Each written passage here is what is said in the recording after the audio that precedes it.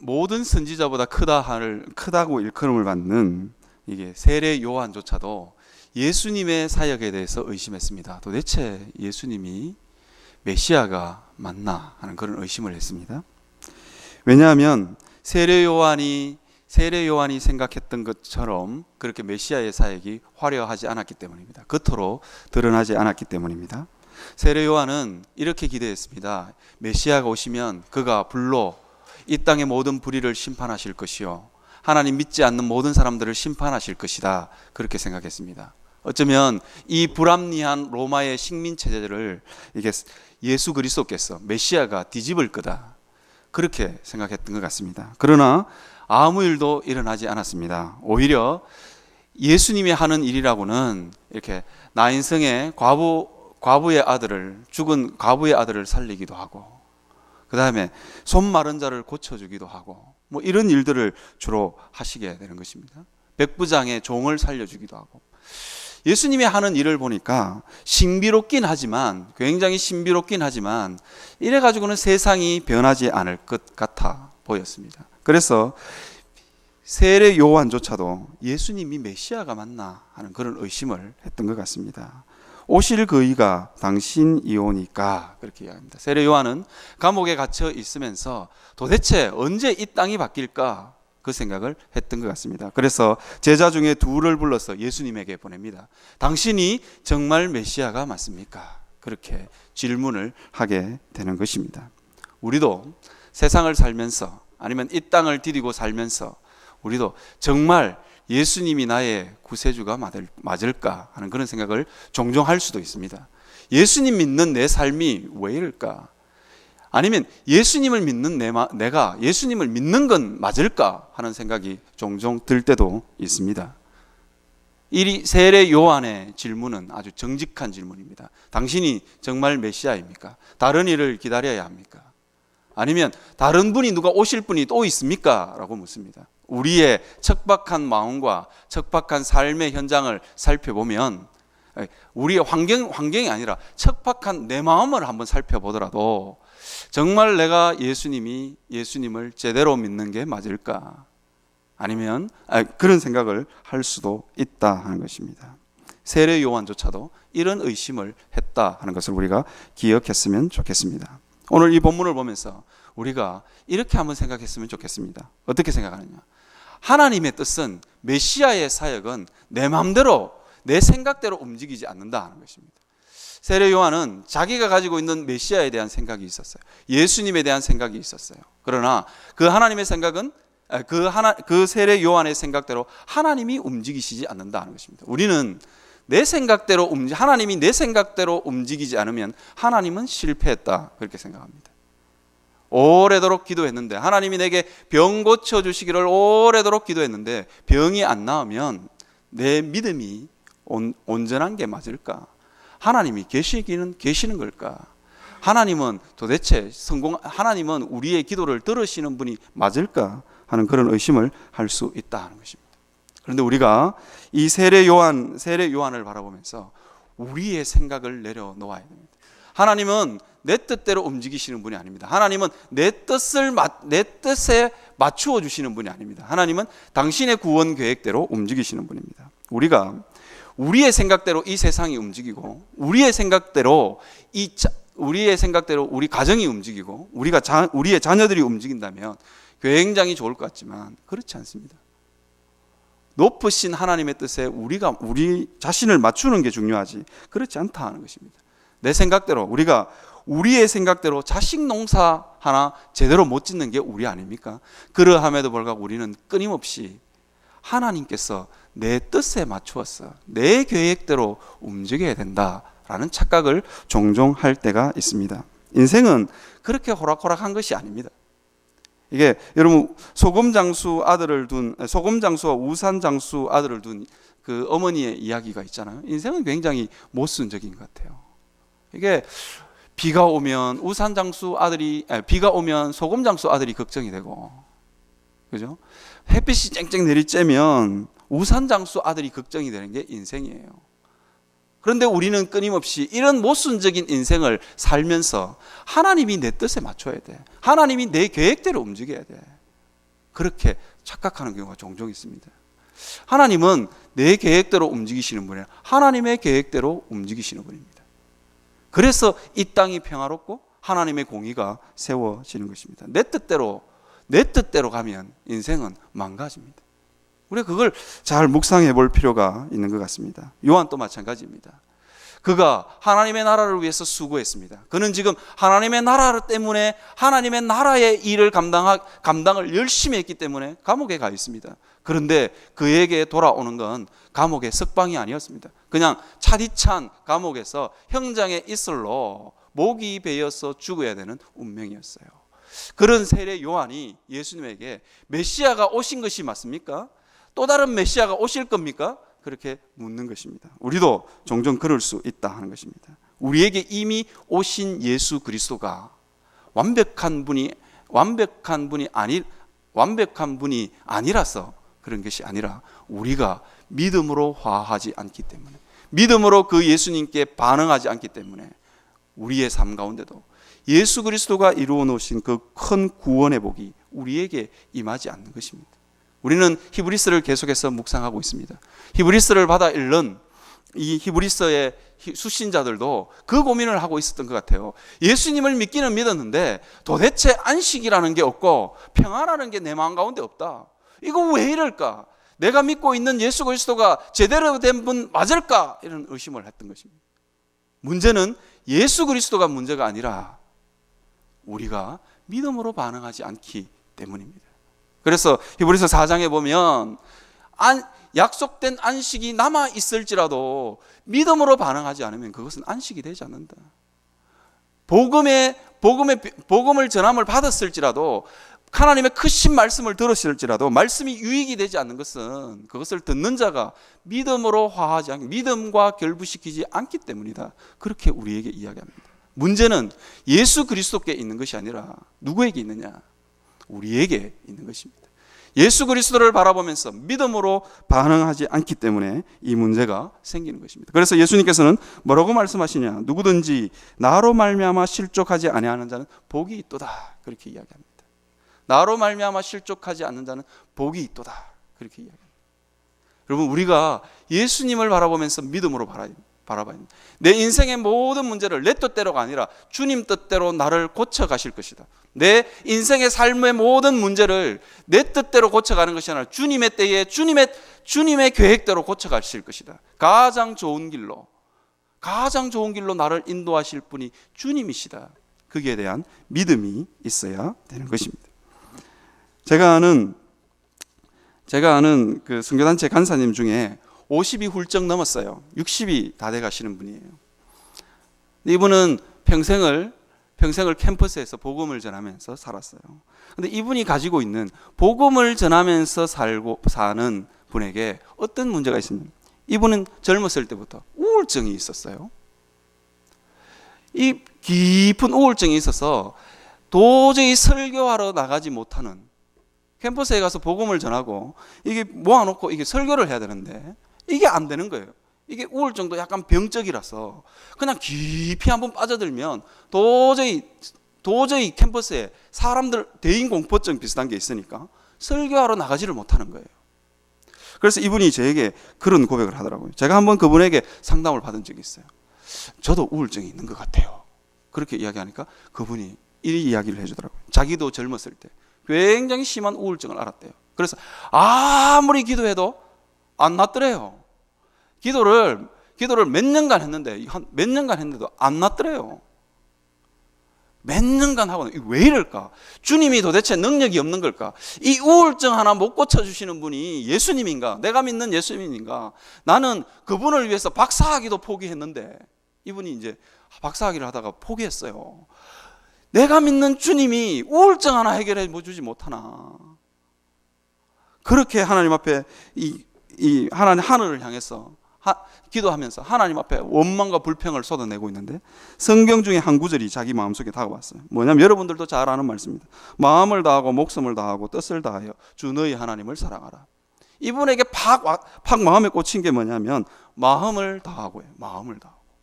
내 마음이 우울하든지 슬프든지 내 마음이 기쁘든지 즐겁든지 이거 주님께 드리겠다. 슬픈 마음도 우울한 마음도 주님께 드리겠다. 이분에게 확실한 그게 있는 거예요. 우울할 때도 주님께 그냥 이 마음 드릴 거다. 목숨을 다하고 내가 아무리 우울한들 죽는 것보다야 낫지 않나. 이 생각을 했다는 거예요.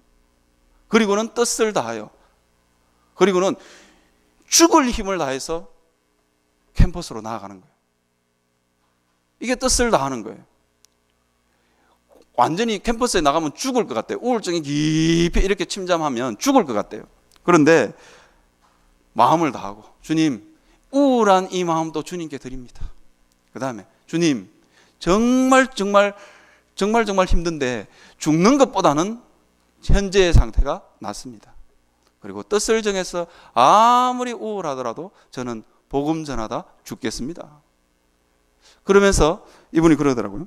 그렇게 해서 캠퍼스에서 20년을 보냈대요. 50이 넘어가니까 점점 이 50이 넘어가니까 우울증이 언제 있었는지 모를 정도로 지금도 가끔씩 이렇게 쑥 내려갈 때도 있대요.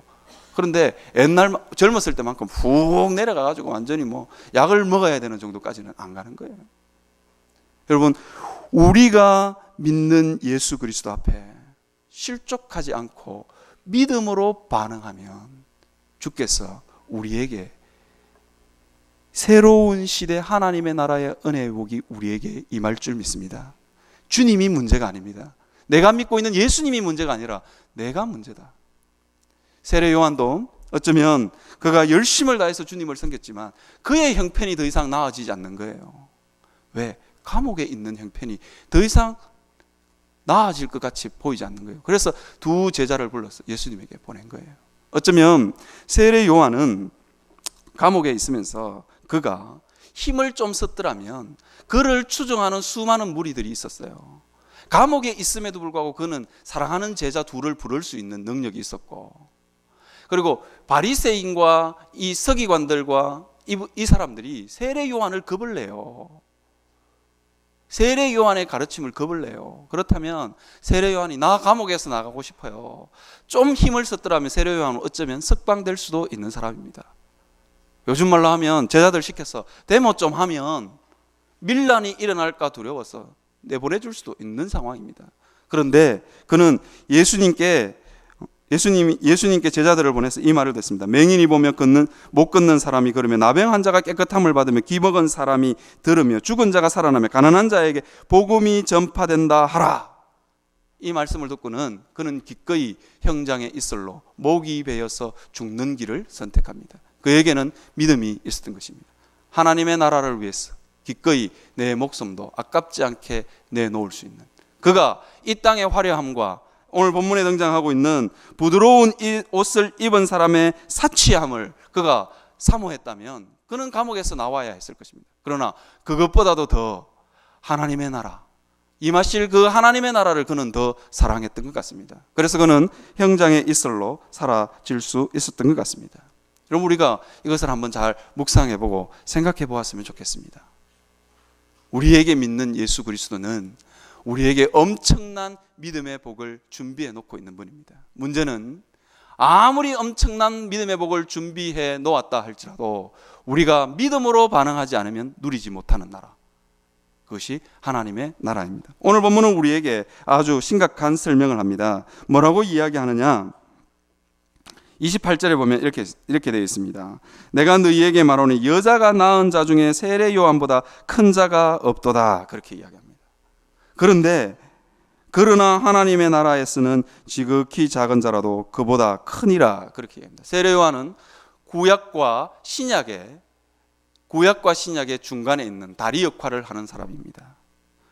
어쩌면 구약의 수많은 선지자들이 죽음 앞에서 예수 그리스도가 오셔서 이루실 하나님의 나라를 떠올리면서 기뻐하고 즐거워하고 바라보는 것만으로도 기뻐하고 즐거워하다가 죽었던 사람들이 구약의 선지자입니다. 세례 요한은 그 구약의 선지자의 마지막 사람입니다.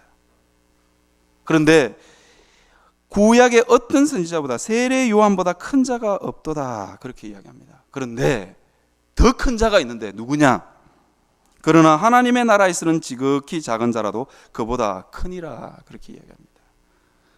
하나님의 나라에서는 지극히 작은 자라도 그보다 크니라. 세례 요한보다 더 큰 이가 있는데 그게 누구냐? 바로 우리다 하는 것입니다. 근데 우리다 그러니까 여러분 별로 놀라시지 않는데 우리다라는 거예요. 우리가 세례 요한보다 훨씬 더 큰 복을 누리게 된다. 세례 요한은 예수 그리스도가 오실 메시아를 바라보는 것만으로도 기뻐하고 즐거워했고 그의 목숨을 형장의 이슬로 사라지는 그 자기의 운명을 비관하거나 원망하지 않았습니다. 기쁨으로 자기 목숨을 내어놓은 세례 요한보다도 우리가 더 크다는 거예요.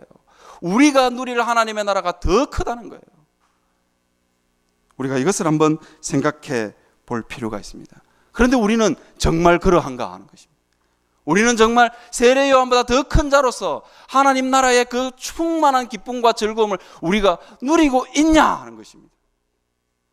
우리 자신을 한번 돌아볼 필요가 있겠죠. 어쩌면 세례 요한보다 더 큰 우리가 누리지 못하는 것에 대해서 이상히 여겨야 되는 거 아니겠습니까? 세례 요한이 예수님을 보면서 오실 그이가 또 있습니까? 라고 물었던 것처럼 오실 그이가 당신이 오니까 다른 일을 우리가 기다리오리까? 라고 말했던 이 세례 요한처럼 우리가 우리의 현재의 삶 가운데 천국의 기쁨이 없다면 우리가 이상히 여겨야 정상입니다. 이상히 여겨야 정상이에요. 그런데 우리는 전혀 이상하게 여기지 않죠. 내 마음에 예수 그리스도로 말미암는 기쁨과 즐거움이 흘러 넘치는 게 정상이라는 거예요. 우리가 한번 이 부분을 묵상해 볼 필요가 있어요. 나는 누리고 있는가? 세례 요한보다 더 큰 나는 무엇을 누리고 있는가?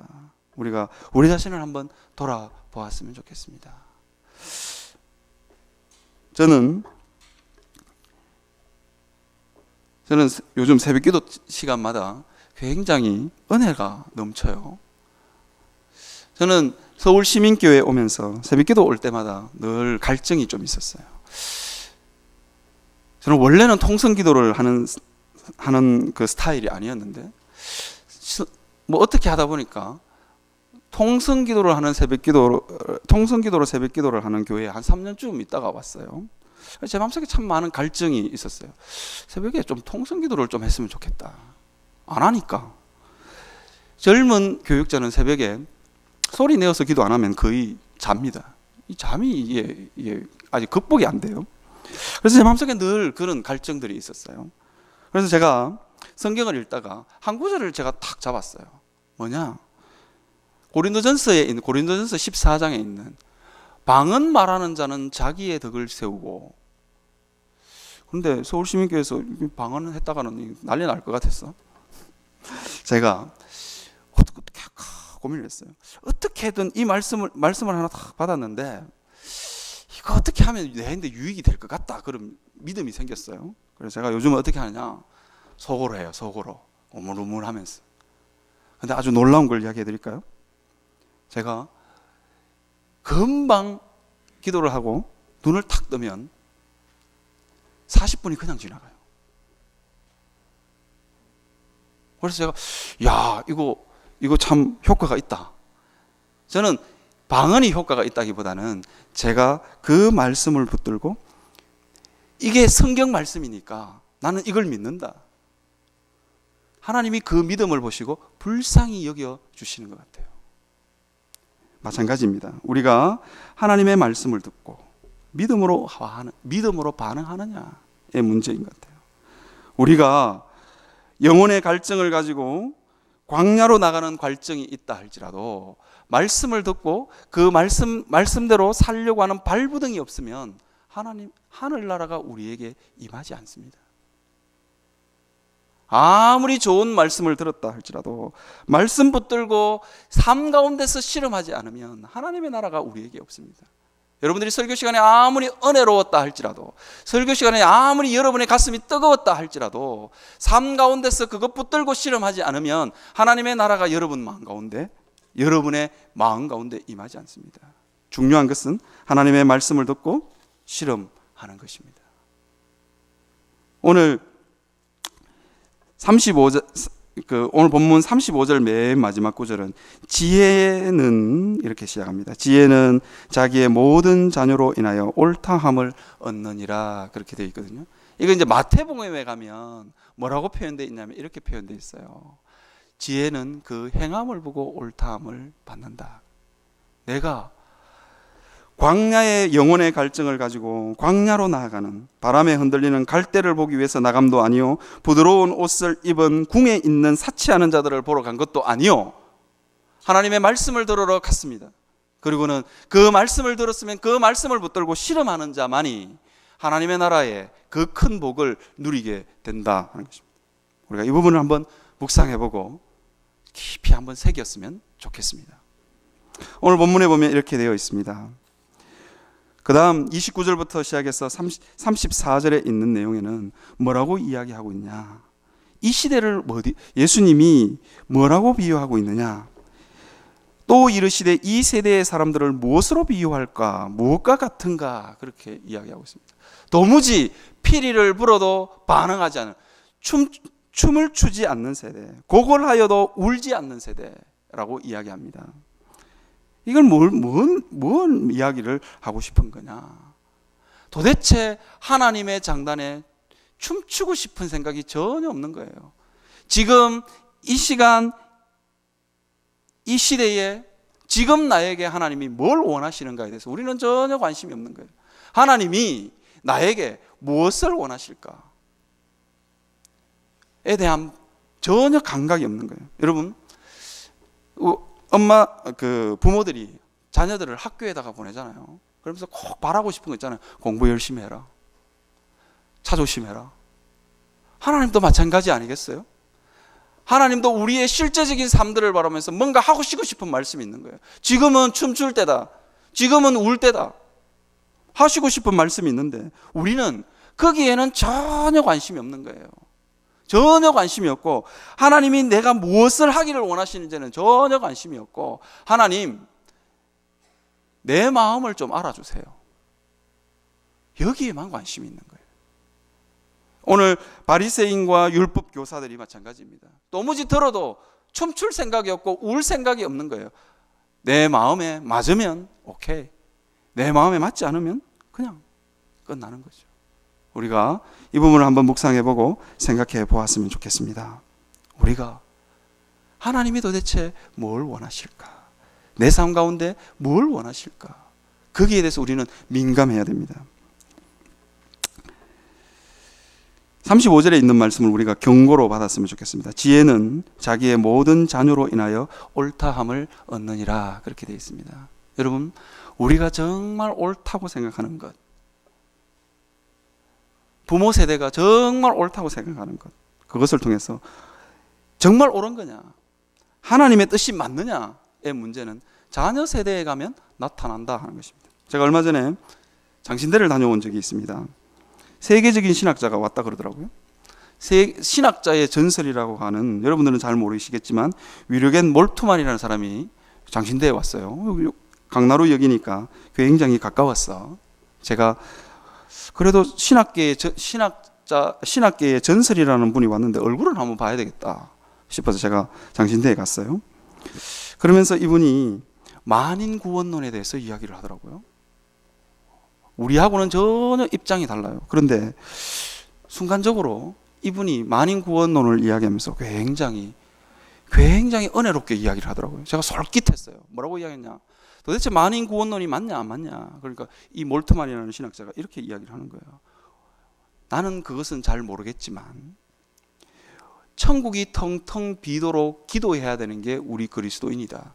그래서 우리는 만인 구원론을 주장한다 그러더라고요. 제가 정말 솔깃했어요. 와, 저 사람들은 정말 영혼을 사랑하는구나, 그 생각을 했는데 제 머릿속에 탁 스쳐 지나가는 생각이 있었어요.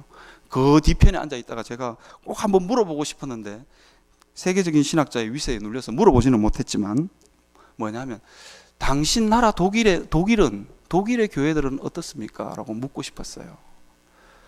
만인 구원 사상이라는 게 굉장히 탁월한 이론 같아 보였지만 이 만인 구원론이 독일 교회에 팽배하면서 독일 교회가 완전히 피폐화돼 버렸어요. 지금은 그냥 뭐 술은 말할 것도 없고 마약까지, 그 다음에 동성연애까지 다 오케이예요. 모두가 다 구원받는다 뭐 이래 가르쳐 놓으니까 다음 세대를 기약할 수 없는 게 교회가 다 문 닫았어요. 술집에 가면 마약을 공식적으로 팔아요. 이런 시대가 되어버린 것입니다. 그 생각이 옳으냐 그러냐의 문제는 다음 세대를 보면 안다 하는 것입니다. 우리가 그 부분을 한번 묵상해보고 생각해 보았으면 좋겠습니다. 오늘 본문은 세례 요한은 금욕주의였어요. 세례 요한은 떡도 먹지 아니하고 포도주도 마시지 않았습니다. 예수님은 오셔서 포도주를 먹기를 탐하고 포도주를 즐기는 사람이라고 비판을 받았습니다. 금욕주의든 비금욕주의든 뭐가 중요하냐? 주님이 지금 이 시대에 원하시는 게 뭐냐? 금욕주의가 옳은 게 아니고 비금욕주의가 잘못된 것도 아닙니다. 문제는 주님이 지금 현재 내 삶 가운데 뭘 요구하시느냐, 무엇을 하기를 원하시느냐, 그 주님의 뜻에 민감한 것입니다. 30절은 바리새인과 율법 교사들을 향해서 뭐라고 이야기하느냐? 그들 자신을 위한 하나님의 뜻을 저버렸느니라 그렇게 이야기합니다.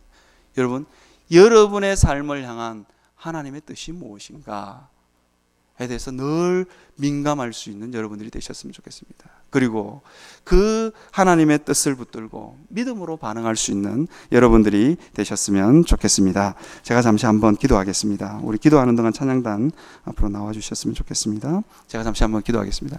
살아계신 우리 하나님, 우리가 믿는 시대가 너무 혼탁합니다. 우리의 마음도 너무 거칩니다. 주님, 우리가 이 시대를 살아가면서 우리가 믿는 예수님이 메시아이신가 하는 그런 의심이 드는 순간도 종종 있습니다. 그러나 주님, 우리가 예수 그리스도를 바라보며 실족하는 자들이 되지 않게 하여 주시옵소서. 하나님, 말씀 붙들고 믿음으로 반응하는 자들이 되도록 주여 은혜를 더하여 주시옵소서. 감사를 드립니다. 예수님의 이름으로 기도드립니다. 아멘.